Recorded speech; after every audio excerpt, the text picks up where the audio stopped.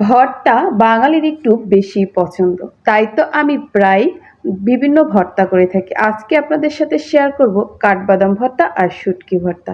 এখানে আমি কাঠবাদামগুলো আগে ভেজে রেখেছি আর শুটকিও ভেজে নিয়েছি পেঁয়াজ রসুন ভেজে আর নিয়েছি শুকনো মরিচ ভেজে। এরপরে আমি প্রথমে কাঠবাদাম ভর্তা করব।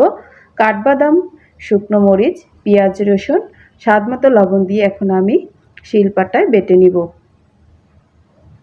ভর্তাটা একদম মিহি করে বেটে নিয়েছি।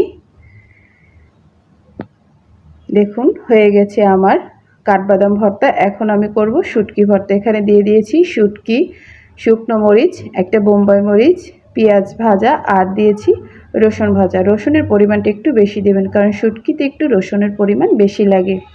এরপরে আমি আবার শিলপাটায় বেটে নিচ্ছি। ভর্তা করতে প্রচুর সময় লাগে, কিন্তু খেতে কিন্তু অনেক মজা লাগে।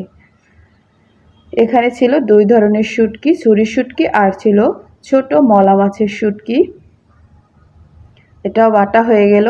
দেখুন এটা ছিল কাঠবাদাম ভর্তা আর এটা ছিল শুটকি ভর্তা। দেখতে যেরকম সুন্দর, খেতেও কিন্তু দারুণ হয়েছে। ধন্যবাদ সবাইকে।